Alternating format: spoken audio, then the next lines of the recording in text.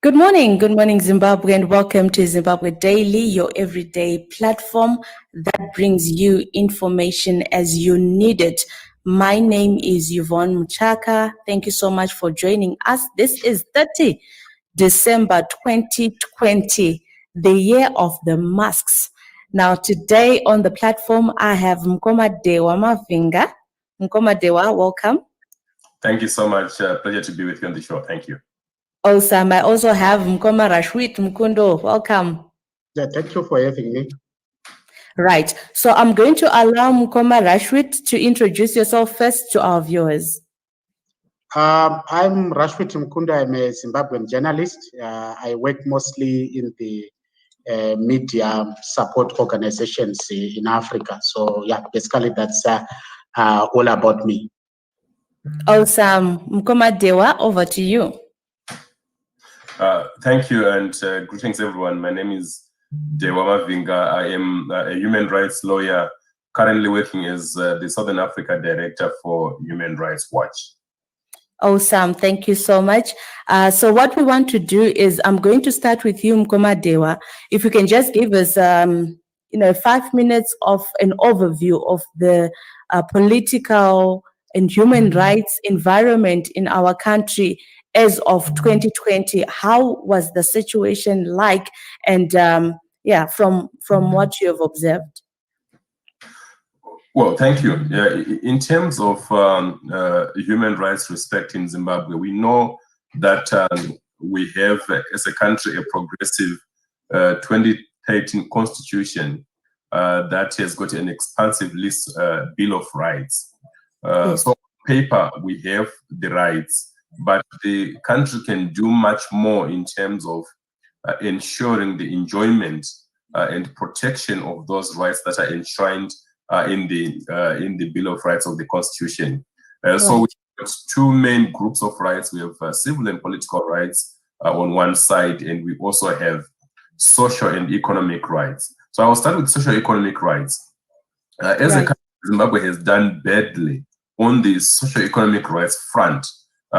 For example, we know that this year, 2020, has ended with over 50% of the country's population in need of food aid, facing starvation, depending on handouts. So you have more than 8 million people who need and are dependent on food aid. So there's a massive food crisis in the country, and that leads to the violation of the right to food. We also have a huge challenge in terms of the rise to health. The health sector is virtually collapsed, and we have had, particularly in the context of the global COVID-19 pandemic, the hospitals, the clinics, the ambulance systems are not functional to the extent that they can ensure the protection of the right to health in Zimbabwe. We also have had massive challenges around, access to potable water for people in the cities in Zimbabwe. Harare, Lawayo, Kwekwe, Marondera, Kadoma, Masvingo. All these cities, Mutare as well included, have battled, access to clean water for residents.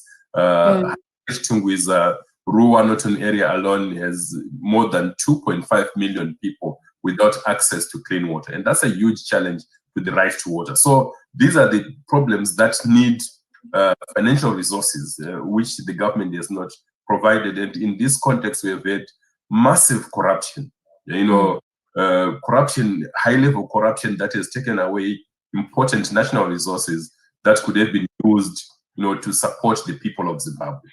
Right.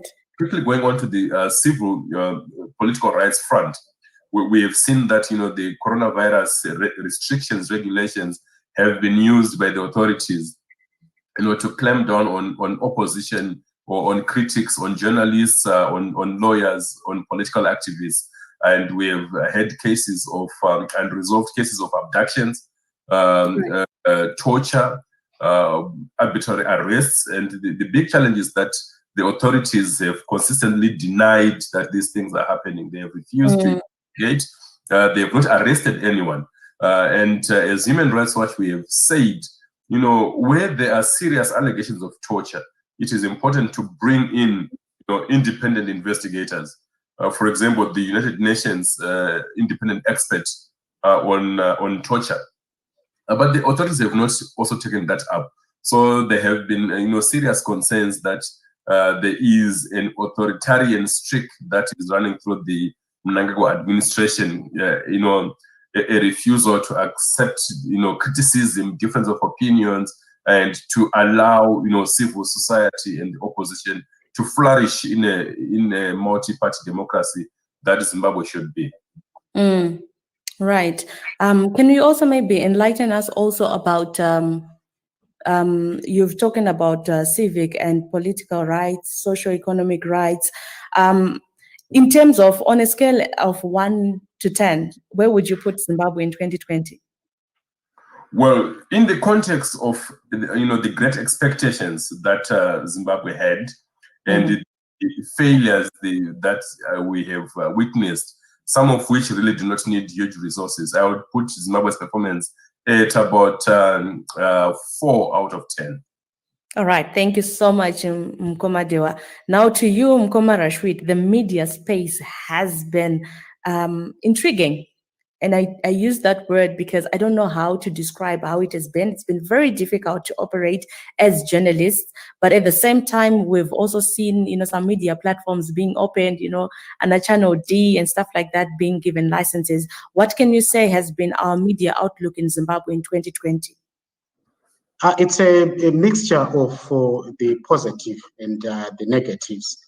As you rightly said, the year comes to an end with some significant changes having been made at a media policy level or media regulation level. Right. Key being the licensing of a few community radio stations. A few weeks back, the licensing of new television stations outside the Zimbabwe Broadcasting Corporation.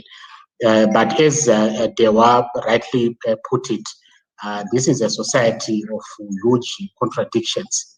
Right. In which much could have been achieved, not only in 2020, but from the transition in 2017 to that, more so as foregrounded by the 2013 Constitution. So the challenge within the media sector largely reflects the socio-political challenges that we face as a society. The media policy, media openings that we are seeing are following the political trajectory, which is the consolidation of power by the military establishment. I agree with many analysts who say that Zimbabwe is largely a military state with a facade of democratic pretensions, as it were, regular elections. But if you really look at the power brokers, we are looking at the men at Josea Magama barracks, formerly KG6. So the opening up of the media is seen as a low-hanging fruit that the government can throw at the national community to indicate interest in the cause. There is more for symbolism, which is acts that appear to be opening up the space, but still holding the key fundamentals of media freedoms, more so allowing a diversity in opinion. And if you see the reaction of the government, say, to the independence and growing online media, if you see their reaction to the operations of the Zimbabwe Broadcast Corporation, then you realize that their interest is not necessarily to protect the space, but to appear to be democratic in the manner in which the media is operating. So in 2020, what we also saw and we still see is a weaponization and instrumentalization of media, that is to utilize the media for political ends. If you look at the manner in which various independent journalists have been arrested, have been barred from coverage of the COVID-19 story. We have had more than 30 cases reported by the Media Institute of Southern Africa, in which journalists were harassed, tortured in their course of reporting. and you contrast that with the opening up of the media space, then you come to the conclusion that the opening up is not genuine. The talk of media reforms is not fully grounded on democratic principles, and hence founded on a shaky ground, which the government can reverse at any moment, given the opportunity to do so, more so a threat to their hold on power. The attitude of the state has not changed towards independent media voices. It's still the same rhetoric as under Robert Mugabe, that these are enemies of the state. The attitude of the security sector has not changed, hence journalists are beaten up in the course of duty. The attitude of the state-controlled media and state-owned media has equally not changed. You hardly see any views or opinions that are divergent from the establishment being given space either on ZBC, on national radio, or other platforms. A key question being, when was the last time we saw the main opposition leaders being given positive coverage on the national television? So at the core of the media situation in Zimbabwe is an unwillingness to reform, and there is a facade of reforms, which is we see through the licensing of television stations, and strangely enough, licensing of the military to run a television station. And of course, we are not sure what they will be showing us, military drills, trainings in barracks, I don't know. So the challenge with the new government, which calls itself the Second Republic, is that they are not focused on genuine reforms. They are focused on pretension. They are focused on symbolism without I think the foundations for building a democratic society being put in place. And this is a challenge that we need to fully understand and appreciate as a society, that we are dealing with a political leadership that is under the grip of the military and unlikely to reform. So whatever they do is more of pretensions to hoodwink the international community to be accepted as a reformist, but they are actually in my own view, the West version of the Mugabe regime. Wow, wow! What an analysis of the environment, and indeed, it is quite true, because we continue to see a very small space opening up, actually, and I think that has given rise to a lot of citizen journalists. We see a lot of recklessness on social media as well, in terms of the kind of information that is going out, the kind of pictures that are being posted. You see somebody on an accident scene, they just take pictures and post because they want to be really, the first with the news, and how is the advent of social media and citizen journalism really affected our media space as well? Well, social media is a revolutionary platform in the effect that it is challenging the basic norms of journalism as we know them, as we were trained. Journalists are used to be the first with the story, but like you rightly said, the most likely scenario is that the citizens are the first with the story. So what we have seen with social media is that society is more communicative. The media or information consumption patterns of our citizens have significantly changed, in that they not only want to be told, but they also want to tell. They also talk back. They also critique, because they now have the platforms. And the challenge that you rightly noted of maybe recklessness in the use of social media platforms goes down to a lack of a strong and professional mainstream media that society can use as a sounding board for the truthfulness of information that they are consuming. So if you have a state-controlled media that is propagandist in nature, that is politicized, if you have a private or independent media that is under attack from the establishment, then chances of false information flourishing are quite high, because society has no access to truthful accounts, be it on social media, be it on mainstream media. They lack trust in the mainstream media or in mainstream journalism because of the politicization of the mainstream media that we are seeing in society. So one way of reversing or pushing back on fake news, false information, misinformation, is actually to build a strong mainstream media. is actually to allow the state-owned and state-controlled media to be editorially independent, so that if I see something, I can be sure that if I want a true account of this story, then I can always listen to national radio, to watch ZTV or any other private media. And for journalists, of course, the challenge is to upgrade our understanding of what news is. It's no longer what has happened. It's actually the interpretation is the background. It's the story behind the event that you now need to put across. So our society is really suffering from a lack of professional journalism that has the support of the state, in which the security sector, the government, is fully behind a professional and flourishing independent media. And when that happens, then you are giving room to rumor, to falsehoods, to misinformation and disinformation. So without necessarily blaming citizens, they are actually the victims of a lack of an open and democratic media space, and they are left to their own devices. So what you now see in social media is society trying to make sense of its own life, trying to interpret issues as they see as necessary.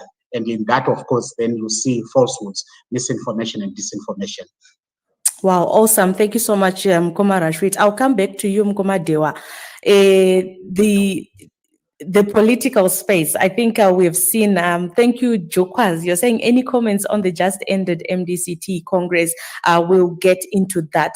Now, I want to, in light with what Mkoma Rashweet has just spoken about, the society trying to make sense of what is happening. Now, how is our society making sense of the social, political, and economic happenings around? Is it the same situation where government monopoly on everything has created an overly violent citizenry? Well, I would like to fully agree with Mkoma Rashweet that really Zimbabwe is under the control of the military. It's a mafia in a way.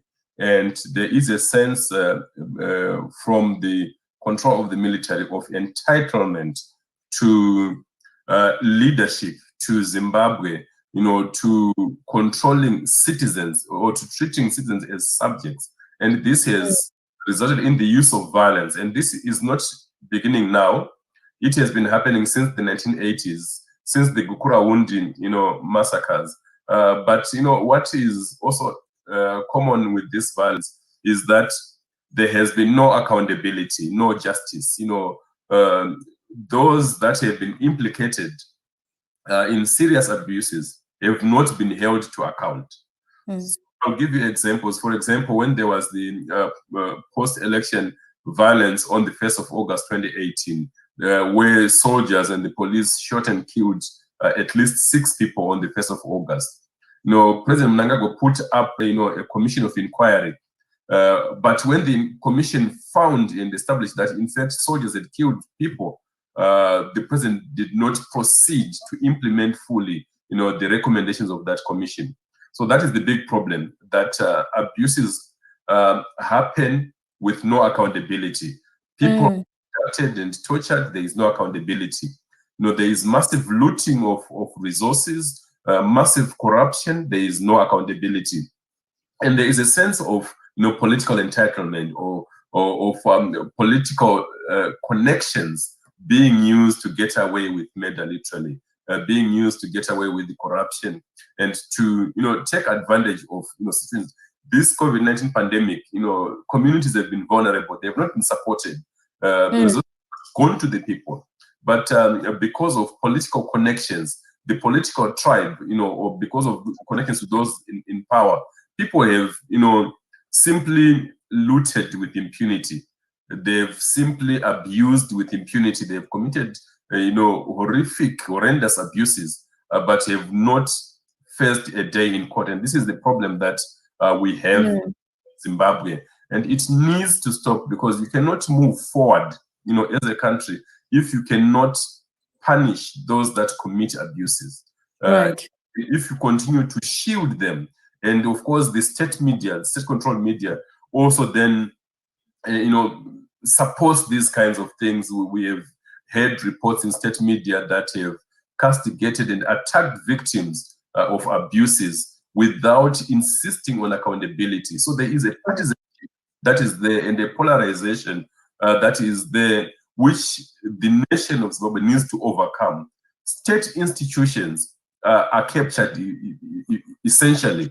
They are beholden to ZANU-PF, they are beholden to the president, and they are not genuinely independent or public institutions that we need to move forward. Is it possible, Mkoma Dewa, with the kind of leadership that we have seen over the years, is it possible to build a leadership that is accountable to the people? One, is it possible to build strong institutions? Two, is it even possible to build a citizenship that is prepared to follow where the answers are? Do we have a people who are hungry to get the actual information that is relevant to make decisions on a daily basis? Well, the simple answer to all your questions is yes, it is possible. It can be done. And if you look at how people gave their views to the making of the Constitution of Zimbabwe in 2013, it shows that people are hungry for justice, for equality, for human rights, for anti-corruption, for good governance. But it takes political will. You need to have leaders who are committed to focusing on strong institutions. But if the leaders are not, focused on that, if the leaders put politics first, if the leaders put, political allegiance first, if the leadership focus on patronage, then it will be very difficult. So another example is, if you want to clamp down on abuses in the army, by soldiers, by the police, if the leadership of the day, Mnangagwa and his cabinet, say, this must come to an end, we need to see people held to account. And if he says the Motlanthe Commission of Inquiry must be implemented in full, I can assure you that there will be a swift turnaround, because people will now see that there is a cost and there are consequences, to abuses. If there is no, cost to that, then people will continue on that line. So it is really about a lack of political will and a sense that this is the culture that must be perpetuated. And so also, if the leadership, for example, President Mnangagwa, continues to control institutions that should be independent, for example, there is no reason why you should have an anti-corruption unit in the office of the president. It must be independent and away from the office of the president. And there is no reason why, political leaders should assert their, influence, undue influence over, the editors or the papers or the media centers that are state controlled. They must be independent and they must be genuinely public, but that is not happening. So that's the challenge, that we do not have the political will. So until we have that mindset that says, let us, step back and ensure that we have strong independent institutions, we still have a big challenge. Awesome. Thank you so much, Zimbabwe. This is Zimbabwe Daily, and we're taking a look at the year 2020 in retrospect, everything that has happened in the year 2020 and how that has affected our nation and how it functions. So joining me on the program is Mkoma Dewa Mavhinga and also Mr. Rashweet Mukundu. Right. So they're coming to us to just unpack the year for us. We're looking at the socio-economic and political environment that we've been operating under. I see Tinashe Maonya has been asking what is the topic here. So we're just unpacking the year 2020. If you feel there are some issues that we need to talk about, feel free to also inbox us, because we are coming to you live from our studios. So Mkoma Rashweet, you have observed, I think like most of us who have observed the MDCT Extraordinary Congress, we cannot keep the year without commenting on that, because it has been a major issue on our landscape for the whole year. What is your comment on what has happened and where we are right now? Well, let me put the MDC challenges in a broader political perspective. And that is, we cannot divorce the challenges that the opposition is facing from the capture of state institutions by the ruling party. So as many of us would be quick to try to sort of isolate the opposition and say these are, headless chickens who are confused about how to lead a political party. And of course, part of the challenges that they are facing are of their own making. But let me again say that much of what we call the political opposition in Zimbabwe, the orientation of politicians across the divide, is actually a ZANU fight. It's a mimicry of ZANU-PF politics.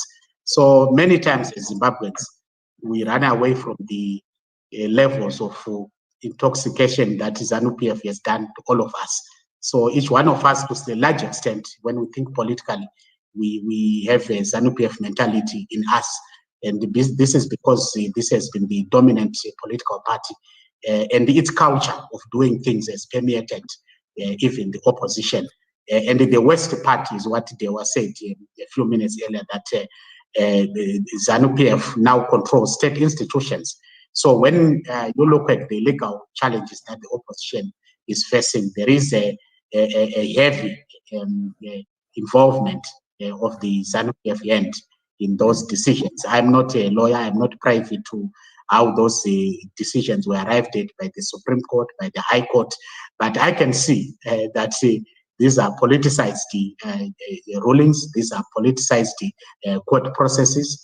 The manner in which the Zimbabwe Electoral Commission operates is all politically controlled.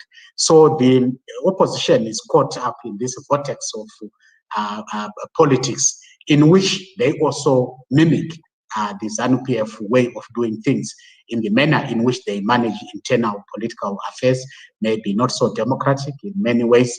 But at the end of the day, the failures of the opposition leading to the many splits that we have seen, leading to the very the violent scenes, very sad scenes that we've witnessed a few days back, is an indication of the failure to build a new political culture.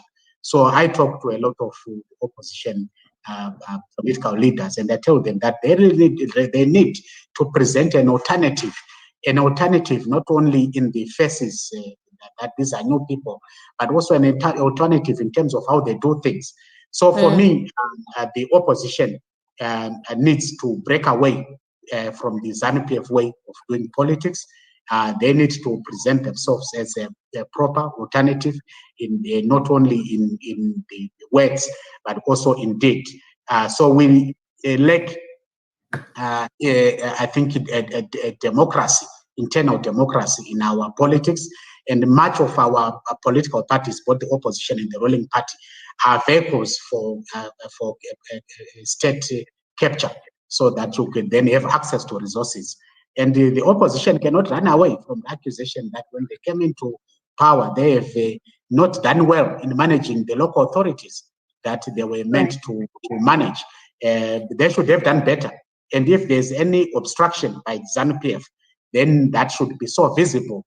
But if you look, for example, at the land deals in Harare, you look at how things are being done in Mutare, in Marondera, you then get a sense that we need a proper cleansing of our politics, both in the opposition and the ruling party. I don't think that the opposition will naturally die. Zimbabweans are divided into two political groups, the MDC, in whatever formation you think of, and ZANU-PF. And come 2023, we'll still have the same political divide. I cannot say which of the formations will emerge. I think we have to wait for 2023. But the problem that ZANU-PF has faced is that they have not seized the opportunity to unite the people of this country, more so after the events of November 2017. There was a huge opportunity. All the opposition leaders in Zimbabwe were gathered at the National Sports Stadium congratulating Emerson Mnangagwa. That was a momentous political occasion which the leadership should have taken to unite the people of this country. Unfortunately, the petty-mindedness, the pettiness of our politics, the focus on acquiring resources and amassing political power is what has led us to where we are. So even if you look at the challenges in the opposition, what is the grand vision What is it that Monzora, what is it that Madam Kupe and Chamisa have to offer the people of this country that is all-encompassing, that is unifying? So for me, I think we may waste a lot of time saying, oh, it's Chamisa, it's Monzora, it's Kupe and whatever. I think what we need to look at is the broader implications of what this means for Zimbabwe going forward.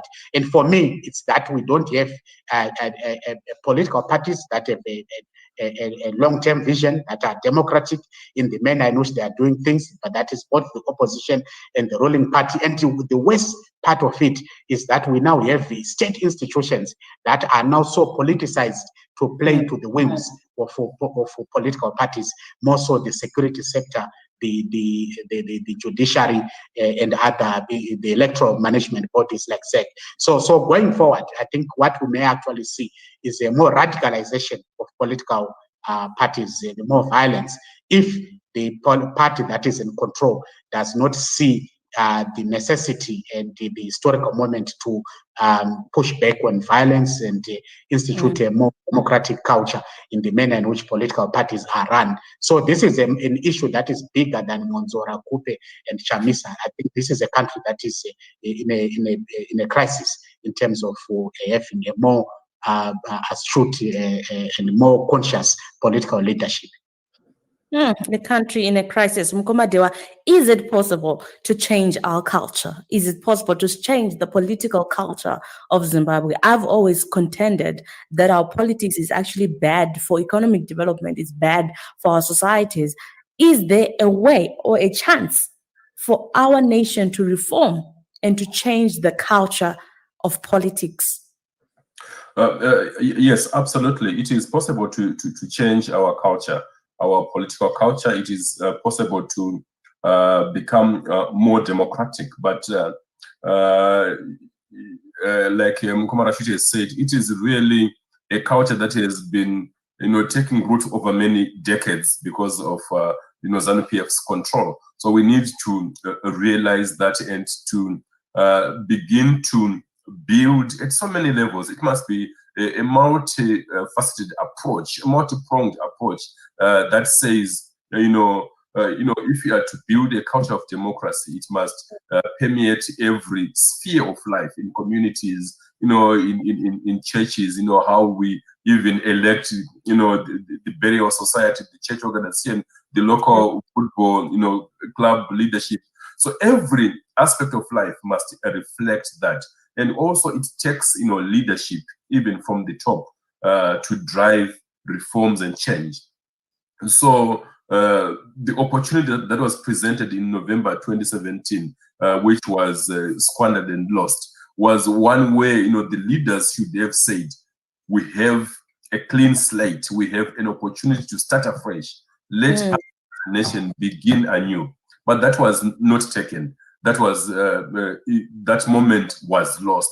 So the leaders themselves in political formations can drive change, can inspire a new way of doing things, can insist on the independence of institutions, and usher in a new era. But so far, the political leadership has been left wanting in that regard. They have not done what they should, as much as they should have done, in terms of insisting on the key values that are reflected in the Constitution of Zimbabwe, for example. Who should insist on that? Is it me, the ordinary person on the ground? Is it the opposition political party? Or is it those that are actually governing? Who should insist on these reforms? Well, it should be everyone. It should come from everyone. The leaders should themselves insist on reforms, but citizens must also demand their rights. But if you are dealing with a military state, effectively, like Zimbabwe, when citizens speak out, they are crushed. When they try to demand their rights, those rights are ignored, and then they have to appeal to the global community. But what we're saying is that everyone has a duty and a responsibility, not just the citizen, but also those in government, in power, members of political parties and the leaders of political parties. For example, with the MDCT Congress, people should insist that there should be no violence, and if there is violence, those that commit the violence should be punished. This is what we were saying, that there is no culture of punishing those that commit abuse. Right. So that We rather reward those who do bad. Mkoma, Rashweet, looking at 2021, are we likely to see any changes? The only positive thing that we are likely to have a good agricultural season. So you and I, we have Sadza and Mavhinga, and we survive. Sorry, my Mukundu is coming behind me. So, so apart from the good agricultural season, I think the politics is likely to get more toxic. As we prepare towards 2023. We have already seen the events in ZANU-PF with the district coordinating committee elections, which were not only violent, but creating the fault lines within the ruling party. It would be better to have a more focused ZANU-PF, which is not splintered along as many factions, hence trying within its means, with success or lack thereof, to do something around the socio-economic challenges that we are facing. But what we now see is the settling in of factionalism, which will likely get worse. And that will mean that not only will ZANU-PF be focused on internal power struggles, but it will also start looking for external enemies to blame for its failures. And when that happens, we have the increased closure of civic space, attacks on human rights defenders, attacks on the media, the politicization of developmental support, welfare systems, a further politicization of the military, of the police, and of course, the consolidation of power on the ground. 2021, we are likely to see ZANU-PF putting in commissions to run our cities. They've already fired the first shot, suspending the mayor of Harare and the deputy mayor, likely to be extended to other cities. And we know the commissions are essentially feeding traps for those in power. Tenders will be given to those that are favored, and the challenges that citizens are facing are likely to worsen. We are praying that natural disasters will not be as worse. We are in the grip of a developing cyclone in the Manicaland, Masungo, parts of Matabeleland provinces.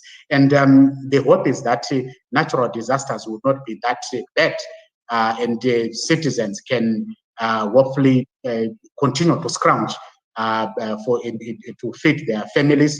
We are hoping that the global economy improves, because we also survive on the diaspora remittances, and that the South African economy, COVID-19 will be somewhat dissipate, and South Africa can kickstart its economy, because we have a huge population of Zimbabweans who are in South Africa, who essentially are keeping us alive. I look at the number of food packages that cross the Bedbridge border posting legally and illegally, that are keeping families alive, the number of families that are having their school fees, their clothes, accommodation looked after from the diaspora. So the hope is that 2021 will see a progressive improvement in the COVID-19 situation, which positively will mean a better income generation from Zimbabweans in the diaspora, and hopefully better livelihoods for Zimbabweans. But more importantly, I'm hoping that there will be some realization in 2021 by our political leadership that they cannot continue kicking the can down the road. And what am I talking about here? The need for political leaders to put the interest of Zimbabweans and citizens above their petty power interest. And hopefully by way of some miracle, I hope, religious interventions, talks by political leaders, not only on a government of national unity, but talks on a common agenda towards democratic reforms, towards a much more freer 2023 election, towards a common message to take to the international community to say, this is what we want as Zimbabweans, and can you help us to move this agenda forward? Awesome. Dewa, she says that I feel political parties are not safe for women. politics in general in Zimbabwe is just not safe for women. And as we look into 2021, there are cases that are on the spotlight. The issue of the MDC trio, they'll be coming into court over the fake abductions and, the COVID-19 regulations flouting. Now, on that sphere, in terms of our human rights outlook, how's 2021 looking? Well, for me, huge concerns, that there is, the political leaders, government should do more to protect the rights of the people. Serious allegations about abductions and torture should be taken seriously. You have made reference to the MDC trio, Joanna Mamombe, Cecilia Chimbiri, Netsai Marova. These young women were abused, were tortured, but they have not been believed, and they have not had a chance to have, justice. They have been traumatized. And we have said, if the government is unwilling or unable to properly investigate that case, then the UN should step in. The special rapporteur on torture should be invited into Zimbabwe. But the chances are that, this government is, digging in further and further and is unlikely to allow for an open process. It's quite worrying, and we see also, of course, wider violence against women. Dr. Kupe, written up, and we have this Mambo's chicken laughing and joking about it. So that is a culture of promoting and glorifying violence. It needs to come to an end. And one of my huge concerns, and Mkoma Rashweet has made reference to it, is about COVID-19, because in Zimbabwe, the authorities have not really been at the front and in control in terms of managing the pandemic. People need to know that it's a serious challenge, and there is a faster strain that is coming in from South Africa, and Zimbabwe, the health infrastructure is not prepared, to deal with, a spike in numbers. So that is a huge concern, and we hope, political leaders would, take 2021 as an opportunity to look at serious reforms, and not just, campaigns to go into elections. And this is what the opposition leaders need to know, that it is not enough to focus on campaigns, mobilizations, and getting people to vote without, dismantling the infrastructure of violence, without dismantling the infrastructure of rigging, and ensuring that there is a level, playing field in terms of delivering a credible, free and fair election. So it would really be pointless for political leaders if they were to focus and get into election campaign mode without addressing the fundamentals of saying, how do we have a more equal, more democratic society, and how do we ensure that there is a conducive environment, including for women to participate freely in politics, but a conducive environment for the delivery of credible, free and fair elections. Right. Thank you so much, Mkoma Dewa. We're coming to you live from Zimbabwe Daily, and we are looking at 2020 in retrospect and also forecasting for what to look forward to in 2021. So COVID-19 came in March and disrupted the way we live our lives. Now, Mkoma Rashweet, are the people taking the issue of COVID-19 seriously? Because sometimes when you're driving and you carry people, you have to remind them to put on their masks. When you are doing your things, you have to remind somebody to put on, hand sanitizers. Are we serious as a nation, as a citizenry? I want to be safe. Asi tinongoita maparties, tiri all these functions where we are, mass spreaders, COVID-19 spreaders, we are doing them each and every day, and we are oblivious. The only time people wear a mask is when they want to avoid getting arrested. The only time we try to be clean is when we are entering a shop. That's when we put sanitizers on our hands. Are we conscious of the seriousness of this pandemic? Yeah, that's a very interesting question that you ask. And again, I'll answer you much broadly. People tend to follow the leadership. And the leadership has been holding rallies. It has been meeting people. It has been all over the country. disregarding the very COVID-19 regulations that they put in place. And when you have the opposition gathering 5 people, the police are there to stop them, to arrest them for violating COVID-19 regulations. So the challenge in terms of messaging for COVID-19 in Zimbabwe is that it has been criticized. It is now seen more as a security issue and not as a health issue. So people actually violate COVID-19 regulations as a way of defying the political establishment and, of course, putting themselves at risk. So the challenge with our health messaging is that it has been seen or taken by authorities as a political matter, and they have tended to look at the political advantages that controlling society enables using COVID-19. So COVID-19 has been instrumentalized, it has been weaponized. You are not cooperating with the police, so you are the enemy. We need to target you. You are doing this as we are threatening the public good because of your political beliefs and all those kind of things. So what we have failed to do as a society is to communicate COVID-19 as a health threat and as a health issue. And we go back to HIV/AIDS in the 80s when we had a huge crisis with the HIV/AIDS pandemic. At first, it was seen as a killer disease. For those of us, I'm not sure whether you were born then, but there were the billboards that said, avoid HIV, it's a killer disease. And of course, that actually drove the stigma, which threatened the efforts at mitigating the spread of HIV/AIDS. But when the messaging changed, they said, no, this is a social challenge we are facing. It's a health crisis. We need to look at it more positively. We must not discriminate. You need to take care of yourselves in terms of sexual life and all those kind of things. Then we actually started to see HIV/AIDS mitigation efforts working. But with the COVID-19, we have essentially politicized it. So the use of the military, the use of police holding and the military holding guns at roadblocks, enforcing COVID-19 regulations and all those kind of things, have actually removed the understanding and consciousness of COVID-19 as a health issue. It is now a security issue. So even myself, I see it when I drive. I'm in my car.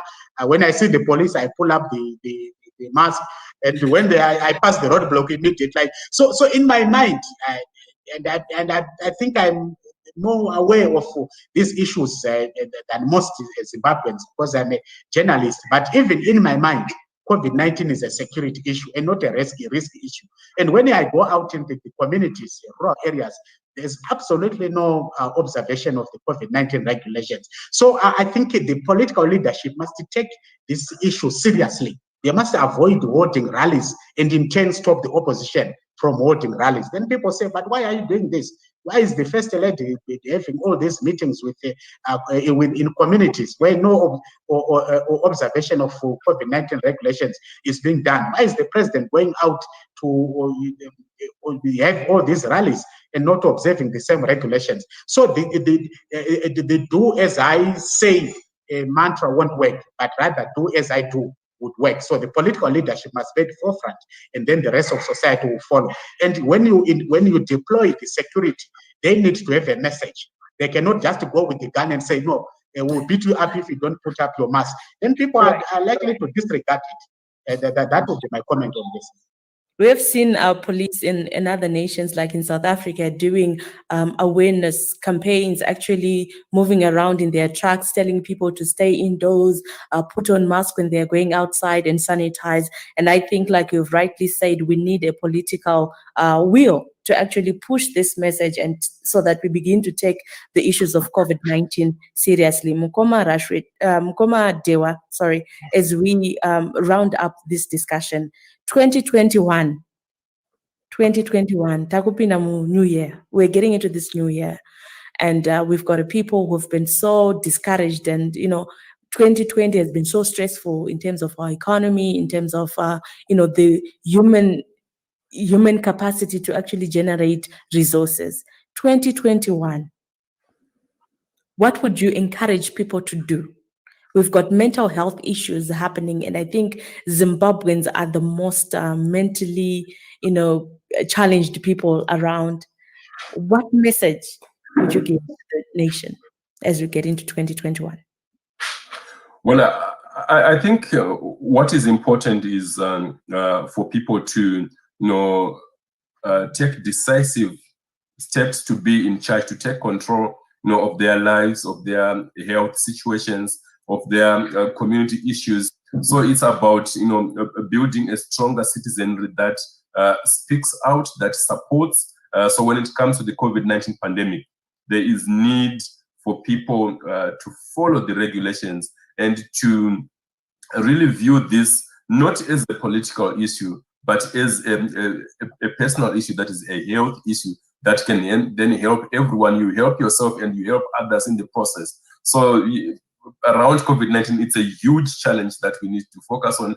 But more broadly, each person has a duty and a responsibility, to play their part, to bring about the kind of a new Zimbabwe that we want, the better Zimbabwe that we want. If everyone must say, I will play my part, if it means speaking out, if it means supporting, if it means ensuring that you aid your voice to those that are calling for justice, for equality, for good values that we cherish. We all need to play our part, and we need to support those that are victimized, that are targeted, and we need to also, even within our different groups, community groups, political groups, continue to push for the values that we cherish and believe in. So it's about doing more, playing our part, and ensuring that brick by brick we build a better Zimbabwe, which is not polarized, which is not partisan, but one that we say this is the Zimbabwe we want. I think this is the space that we need to be in 2021 for political leaders, for religious leaders, for everyone. For now, we have seen, in 2020 and before, that people have, selfishly focused on their own interests. Some church leaders have championed political causes for them to benefit, but we must. How do we put, Zimbabwe first and genuinely say, what is it that we need to take us forward? We need to address issues of human rights abuses, and this has to happen at so many levels. Issues of corruption. We cannot move forward if we continue to be polarized as we are, if we continue to have, to view everything in partisan lens. Is it ZANU-PF? Is it MDC and things like that? We must then be say, is it, about human rights respect? What can we do to make things better, to improve the lives of everyone, particularly including those that are below us in the social station of life? Right. We pray that we begin to view things on a more on a bigger level rather than on a partisan level. We are praying also that we have proper rains so that at least the water situation may improve in our cities. We are praying for the rain so that the food situation is improved. But also we are praying above all for political will so that our socio-economic and media landscapes become better platforms for communicating for development. Mkoma, Rashweet, any last words as we close? Well, much more to sort of reiterate what Dewa has just said, that we need to play our part and claim our citizen rights and agency. The majority of us have to pay a service has to pay a bribe to get a basic service like a birth certificate, a passport, whatever. And we need to start asking questions. We need to start demanding that our rights be respected. We need to look out for each other in terms of the very little things that happen in our communities. We need to start demanding public services from our councils, from the government. We need to register to vote. We need to not throw our rubbish all over the place, as it were. Right. We need to be careful in terms of COVID-19, which has the potential, I think, in the media sector We have lost nearly 3 colleagues, including the Secretary General, Zuj Foster, who passed away last week. So that tells you the real crisis, the nature of the crisis that we face as a society. So my hope and prayer is that as citizens, we begin to slowly to take control even of the little things that we have influence over, and that will build in a much broader, I think, national consciousness of our role and our awareness of our rights. Wow, thank you so much. Mkoma, Dewa, any last words? Well, thank you so much. I think we need to, exactly what Mkoma Rashweet said. Let's do more. Let's focus on actions in our spaces wherever we are. No action is too little or too insignificant.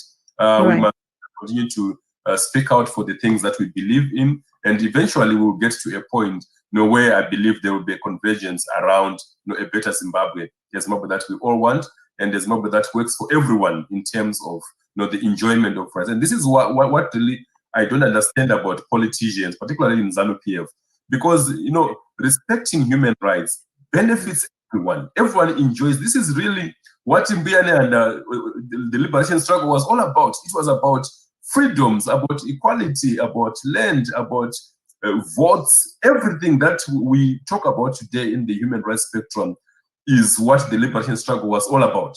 So ZANU-PF and everyone should support human rights, because these are not politics. They're not politicized. They are for everyone, and they are in the 2013 Constitution. So let's rally around that and say this could be the new beginning, and the foundational document is the Constitution of Zimbabwe.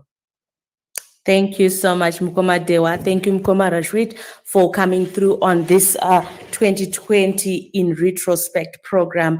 Thank you so much, Zimbabwe, for joining us. I think the clarion call is let us do better. Let us be better. Let us thrive to do things differently. Let us build strong institutions, and let us push for a better Zimbabwe that we can all be proud of.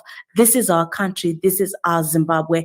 And indeed, this is our future. Let us build it together. The Zimbabwe Daily will continue to bring you platforms where we want you to have access to the right information. We are tired of seeing demolitions in our country. We are tired of seeing water points that have become platforms for abuse. We are tired of living in sewer. Basically, we are tired of all that is not working in our country. Dysfunction in one area, and in this particular area of politics, will cause a collapse in all the other facets of our lives.